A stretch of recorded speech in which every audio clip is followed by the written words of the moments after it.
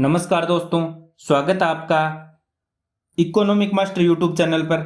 आज हम करेंगे दोस्तों कृषि प्राविधि यानी एग्रो टेक्निक्स के पीवाईक्यू जो पुराने एग्जाम में आए हुए हैं। तो चलिए शुरुआत करते हैं पहले प्रश्न के साथ। भारत में उगाई जाने वाली खरीफ की फसलें हैं गेहूं, धान, सरसों, चना, मूंगफली, मक्का। सही उत्तर क्या होगा? 1, 2, 6, 2, 5, 6, 2, 3, 6, 1, 2 और 4। तो दोस्तों खरीफ की फसल बताना है, खरीफ की फसल कौन सी है। दोस्तों गेहूं खरीफ की फसल नहीं होती है, तो पहला गलत होगा। धान खरीफ की फसल होती है क्या? सही है। सरसों खरीफ की फसल होती है क्या? सही है। चना खरीफ की फसल नहीं होता है, मूंगफली भी नहीं होती है, मक्का होता है। सही ऑप्शन होगा 2, 3 और 6। तो 2 किस में है? इसमें है, लेकिन 3 नहीं है, ये नहीं होगा। 2 इसमें है, 3 नहीं है, 2 इसमें है, 3 इसमें है, 6 इसमें है। तो सही ऑप्शन होगा ऑप्शन सी। भारत में उगाई जाने वाली खरीफ की फसलों के बारे में देखें तो धान, मूंगफली, मक्का है। खरीफ की अन्य फसलों में ज्वार, बाजरा, रागी, तुर यानी अरहर, मूंग, उड़द, सूरजमुखी, सोयाबीन, तिल, कपास आदि हैं। जबकि रबी की फसलों में गेहूं, जौ, कुसुम, मसूर, तोरिया, चना, सरसों आदि आती हैं। खरीफ की फसलों को बोते समय उच्च तापमान व आर्द्रता की आवश्यकता होती है, जबकि पकते समय शुष्क वातावरण व निम्न तापमान की आवश्यकता होती है। जबकि रबी की फसलों को बोते समय शीत ऋतु व मिट्टी में नमी की मात्रा होनी चाहिए, जबकि पकते समय वातावरण शुष्क व अधिक तापमान वाला होना चाहिए। आगे बढ़ते हैं अगले प्रश्न की तरफ। स्थायी कृषि यानी परमाकल्चर पारंपरिक रासायनिक कृषि से किस तरह भिन्न है? 1 नंबर, स्थायी कृषि एक दानीय कृषि पद्धति को हतोत्साहित करता है, किंतु पारंपरिक रासायनिक कृषि में एक दानीय कृषि पद्धति की प्रधानता है। 2 नंबर, पारंपरिक रासायनिक कृषि के कारण मृदा की लवणता में वृद्धि हो सकती है, किंतु इस तरह की परिघटना स्थायी कृषि में दृष्टिगोचर नहीं होती। 3 नंबर, पारंपरिक रासायनिक कृषि अर्धशोषित क्षेत्रों में आसानी से संभव है, किंतु ऐसे क्षेत्रों में स्थायी कृषि इतनी आसानी से संभव नहीं है। 4 नंबर, मल्च बनाने यानी मल्चिंग की प्रथा स्थायी कृषि में काफी महत्वपूर्ण है, किंतु पारंपरिक रासायनिक कृषि में ऐसी प्रथा आवश्यक नहीं है। नीचे दिए गए कूट का प्रयोग कर सही उत्तर चुनिए। 1 और 3, 1, 2, 4, केवल 4, 2 और 3। ये 2021 में यूपीएससी में प्रश्न आया हुआ है। स्थायी कृषि एक दानीय कृषि पद्धति को हतोत्साहित करती है, किंतु पारंपरिक कृषि में एक दानीय कृषि पद्धति की प्रधानता है। 1 नंबर कथन सही है। स्थायी कृषि एक दानीय कृषि पद्धति को हतोत्साहित करती है, किंतु पारंपरिक रासायनिक कृषि में एक दानीय कृषि पद्धति की प्रधानता होती है। 2 नंबर, पारंपरिक रासायनिक कृषि के कारण मृदा की लवणता में वृद्धि हो सकती है, किंतु इस तरह की परिघटना स्थायी कृषि में दृष्टिगोचर नहीं होती। ऑप्शन 2 सही है। ऑप्शन 3, पारंपरिक रासायनिक कृषि अर्धशोषित क्षेत्रों में आसानी से संभव होती है, किंतु स्थायी कृषि इतनी आसानी से संभव नहीं है। ऑप्शन गलत है। मल्च बनाने की प्रथा स्थायी कृषि में काफी महत्वपूर्ण है, किंतु पारंपरिक रासायनिक कृषि में ऐसी प्रथा आवश्यक नहीं है। 4 नंबर भी सही है, तो 1, 2 और 4 ऑप्शन बी राइट होगा। पार्माकल्चर यानी स्थायी कृषि सतत कृषि प्रणाली के लिए एक नवाचारी ढांचा है। यह एक व्यवहारिक तरीका है जिसमें पारिस्थितिकी सामंजस्य विकसित किया जाता है। पार्माकल्चर मोनोकल्चर यानी एक दानीय कृषि को हतोत्साहित करता है। खाद्यान्न, फलों और सब्जियों की एक विस्तृत श्रृंखला को उगाने और इस तरह खाद्य टोकरी का विस्तार करने की संभावना को खोलने का कार्य करता है। पार्माकल्चर सामुदायिक स्वास्थ्य में योगदान देता है, अतः कथन 1 सही है। पार्माकल्चर विधियों के अनुप्रयोग और पार्माकल्चर तकनीकों जैसे कि स्वेल्स, प्राकृतिक मल्चिंग, रेन हार्वेस्टिंग, फलियों की खेती, मिट्टी के गुणों में सुधार, मिट्टी में कार्बनिक पदार्थों की मात्रा बढ़ाने और मिट्टी की लवणता कम करने में स्पष्ट भूमिका है, अतः कथन 2 भी सही है। जल संरक्षण और क्षेत्र विशिष्ट फसलों पर ध्यान देने के कारण यह शुष्क और अर्धशुष्क क्षेत्रों के लिए बहुत उपयुक्त है, अतः कथन 3 सही नहीं है। गिल्ली घास, मिट्टी की सतह पर नमी बनाए रखने, खरपतवार की वृद्धि को कम करने, मिट्टी के कटाव को कम करने और मिट्टी की स्थिति में सुधार करने के लिए रखी गई सामग्री है। मल्चिंग फसल की उपज में सुधार करने और पानी के उपयोग को अनुकूलित करने में मदद कर सकती है, जो कि पर्माकल्चर का एक अनिवार्य घटक है। अतः कथन 4 भी सही है। इस प्रकार से 1, 2 और 4 सही होगा। अगला प्रश्न, सूची 1 व सूची 2 दे रखी है और सही कूट चुनना है। मत्स्य पालन, रेशम, फूलों की खेती, अंगूर, रेशम के कीड़ों का पालन, फूल, अंगूर की खेती, मछली। रेशम के कीड़ों का पालन से क्या प्राप्त किया जाता है? रेशम, C1। मत्स्य पालन से मछली पैदा की जाती हैं, A4। सही ऑप्शन होगा D। फूलों की खेती से फूल, अंगूर की खेती से अंगूर प्राप्त किए जाते हैं। अगला प्रश्न, खड़ी फसल की कटाई करने से पहले अगली फसल की बुआई करना कहलाता है सहफसली खेती, बहुफसली खेती, मिश्रित खेती, रिले खेती। दोस्तों, खड़ी फसल की कटाई करने से पहले अगली फसल की बुआई करना रिले खेती कहलाता है। ऑप्शन डी राइट आंसर होगा। अगला प्रश्न, निम्नलिखित में से किस क्षेत्र में मोटे अनाज वाली फसल उगाई जाती है?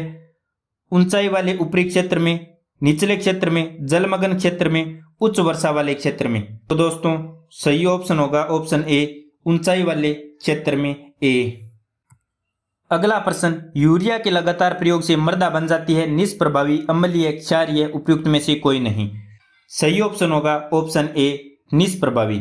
यूरिया के लगातार प्रयोग से मिट्टी की उर्वरकता में लगातार गिरावट आती है, यानी डिक्रीज होती है। साथ ही यूरिया जमीन में रिसकर नाइट्रोजन से मिलकर नाइट्रोसोमाइन बनाता है, जिससे भूमि निष्प्रभावी होने लगती है।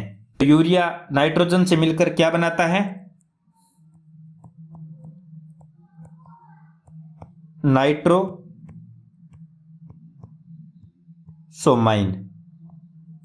अगला प्रश्न, निम्नलिखित में से किस फसल की रोपाई की जाती है? सरसों, धान, गेहूं, मक्का।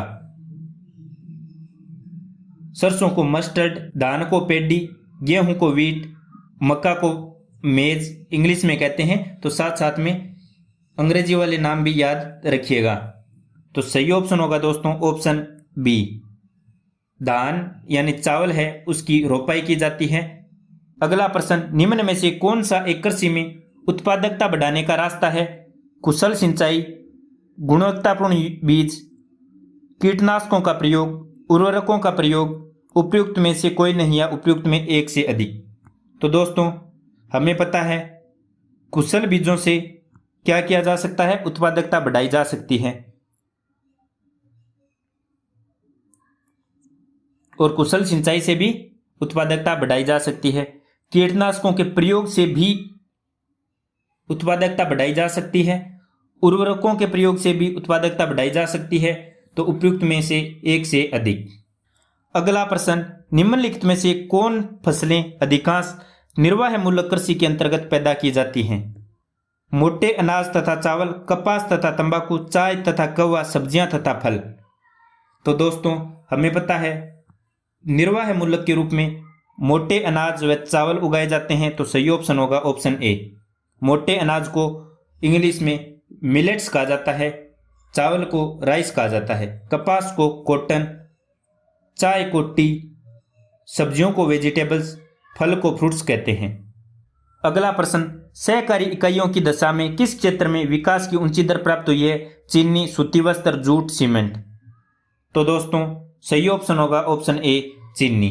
जब कुछ व्यक्ति या छोटे छोटे उद्योग समूह में संगठित होकर सहकारी समिति के माध्यम से अपनी आर्थिक क्रियाओं का संचालन करते हैं तो इस प्रकार के क्षेत्र को सहकारी क्षेत्र कहते हैं। चीनी उद्योग ने सहकारी इकाइयों के माध्यम से ऊंची दर प्राप्त की है। अगला प्रश्न, देश का पहला बायोडीजल संयंत्र लगाया जा रहा है आंध्र प्रदेश में, मध्य प्रदेश में, महाराष्ट्र में, तमिलनाडु में। तो दोस्तों सही ऑप्शन क्या होगा? आंध्र प्रदेश में। देश का पहला बायोडीजल संयंत्र आंध्र प्रदेश में काकीनाडा में स्थापित किया गया, जो अक्टूबर 2007 से कार्य करना प्रारंभ कर दिया गया। अगला प्रश्न, भारत में कृषि को समझा जाता है जीविकोपार्जन का साधन, एक व्यवसाय, एक व्यापार, एक उद्योग, बड़ा ही एग्जीक्यूशन जीविकोपार्जन का साधन माना जाता है। ऑप्शन ए राइट होगा। अगला प्रश्न, निम्नलिखित में से सही कथन कौन सा नहीं है? तो सेब के भंडारण गुणवत्ता कैल्शियम की कमी से घटती है। भारत में पश्चिमी बंगाल सर्वाधिक सब्जी उत्पादक राज्य है। अलसी तिलहनी फसल साल भर उगाई जा सकती है। तृतीय पीढ़ी की पीड़कनाशी को सर्वप्रथम एमएस विलियम्स ने प्रस्तावित या नामित किया। पहला कथन क्या है? सेब के भंडारण गुणवत्ता कैल्शियम की कमी से घटती है, तो ऑप्शन ए राइट होगा। कैल्शियम की कमी हो जाती है तो सेब की भंडारण गुणवत्ता घटने लगती है। बी, भारत में पश्चिम बंगाल सर्वाधिक सब्जी उत्पादक राज्य है, सही ऑप्शन है। अलसी तिलहनी फसल साल भर उगाई जाती है, गलत है, यह रबी की फसल है। रबी की अन्य फसलों में देखें तो गेहूं, जौ, अलसी, रेपसीड, सरसों, चना आदि आती है। इनकी बुआई अक्टूबर नवंबर में होती है और कटाई मार्च अप्रैल में की जाती है।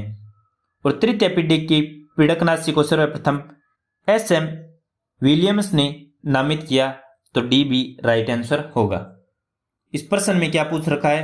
प्रश्न में पूछ रखा है कौन सा कथन गलत होगा, तो सही ऑप्शन क्या होगा? सही ऑप्शन होगा ऑप्शन सी। अगला प्रश्न, निम्नलिखित में से एक भारतीय कृषि की विशेषता नहीं है? प्रकृति पर अधिक निर्भरता, उत्पादकता का निम्न स्तर, फसलों की विविधता, बड़े खेतों की प्रधानता। तो दोस्तों, भारतीय कृषि प्रकृति पर अधिक निर्भर रहती है, यानी मानसूनी कृषि है, ऑप्शन ए राइट है।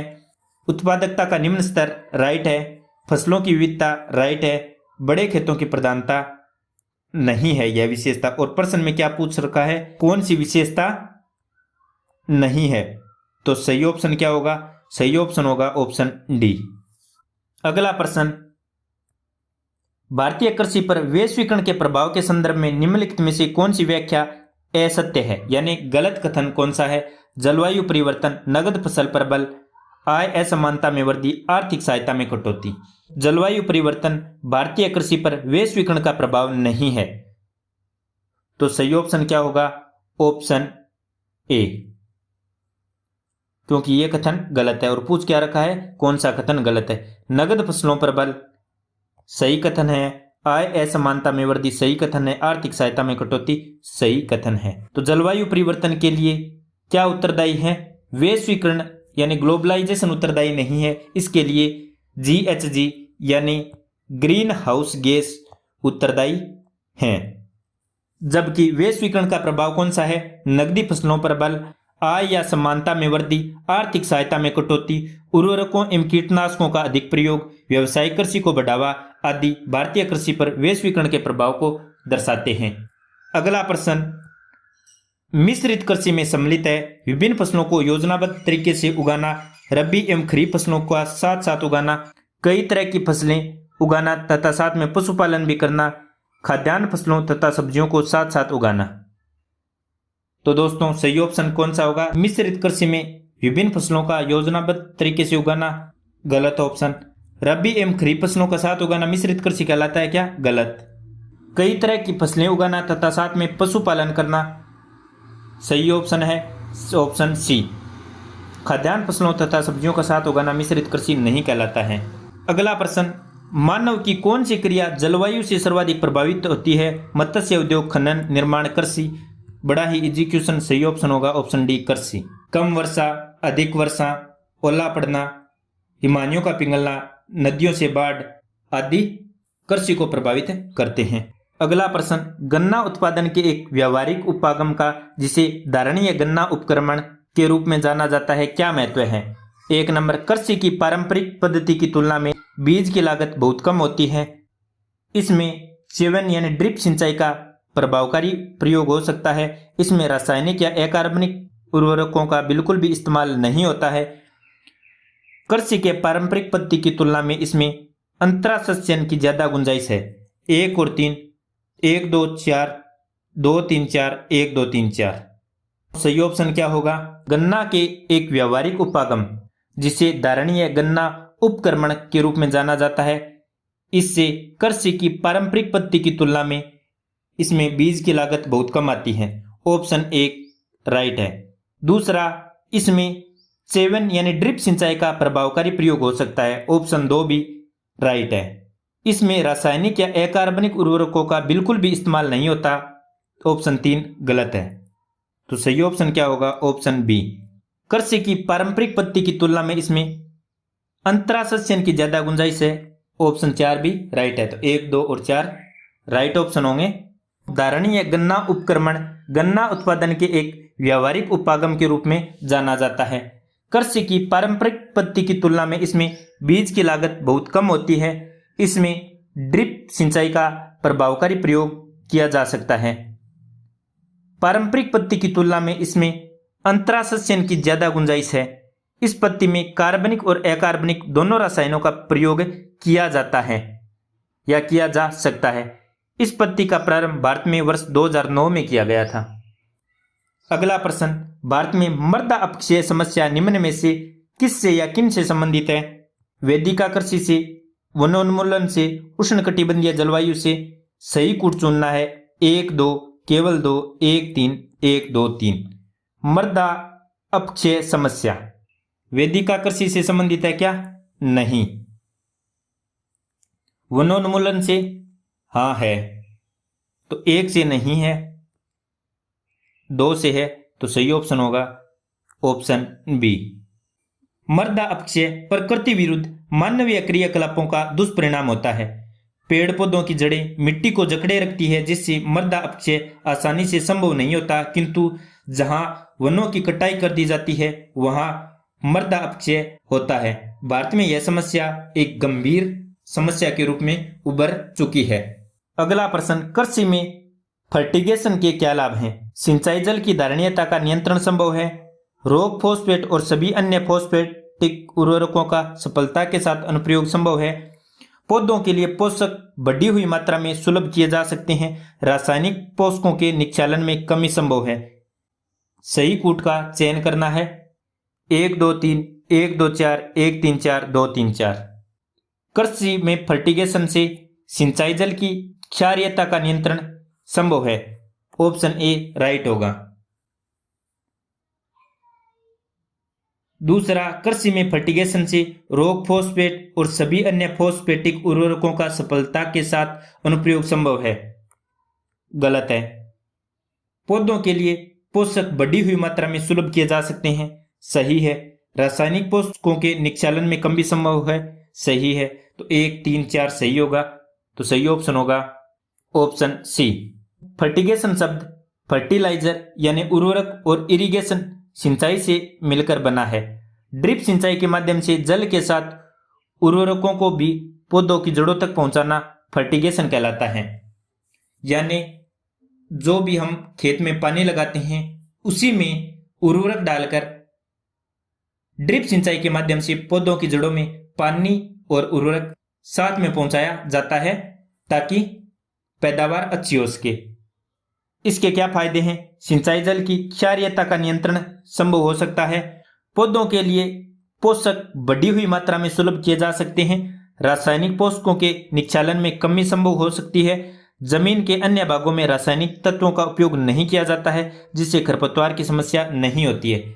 यानी डायरेक्ट पौधे को ही उर्वरक या रसायन मिलता है। अगला प्रश्न, कृषि में शून्य जुताई यानी जीरो टिलेज से क्या लाभ है? 1, पिछली फसल के अवशेषों को जलाए बिना गेहूं की बुआई संभव है। 2, चावल की नई पौधों की नर्सरी बनाए बिना धान के बीजों का नम मृदा में सीधा रोपण संभव है। मृदा में कार्बन पृथक्करण संभव है। सही कूट कौन सा है? 1, 2, 2, 3, केवल 3, 1, 2, 3। तो शून्य जुताई से पिछली फसल के अवशेषों को जलाए बिना गेहूं की बुआई संभव है। ऑप्शन ए राइट है। इसमें चावल के नई पौध की नर्सरी बनाए बिना धान के बीजों का नम मृदा में सीधे रोपण संभव है। ऑप्शन 2 सही है। मृदा में कार्बन पृथक्करण संभव है। ऑप्शन 3 सही है। तो ऑप्शन डी राइट होगा। शून्य जुताई, जीरो टिलेज या जुताई रहित कृषि या बिना जुताई की खेती कृषि करने का एक तरीका है जिसमें भूमि को बिना जोते ही बार बार कई वर्षों तक फसलें उगाई जा सकती हैं, जिसके निम्न लाभ हैं। जुताई न करने के कारण भूमि का अपरदन बहुत कम होता है। भूमि के अंदर व बाहर जैव विविधता को क्षति नहीं होती। इंपॉर्टेंट चीज है, ना अंदर और ना बाहर, दोनों जगह जैव विविधता को हानि नहीं पहुंचती। फसल अवशेषों को बिना जलाए गेहूं की खेती संभव हो सकती है, तो इससे वायु प्रदूषण को भी रोका जा सकता है। चावल की नई पौध नर्सरी बनाए बिना धान के बीजों का नम मृदा में सीधा रोपण संभव है। मृदा से कार्बन पृथक्करण संभव है। अगला प्रश्न, भारत के संदर्भ में निम्नलिखित में से किस या किन पद्धतियों को पारितंत्र अनुकूली कृषि माना जाता है? फसल विविधीकरण, सिब आधिपत्य, टेंसियोमीटर का प्रयोग, ऊर्ध्वाधर कृषि। सही उत्तर चयन करना है 1 2 3, केवल 3 4, 1 2 3 4। फसल विविधीकरण होगा ऑप्शन ए राइट है। दूसरा सिब आधिपत्य होगा ऑप्शन 2 राइट है। टेंसियोमीटर का प्रयोग ऑप्शन 3 भी राइट है।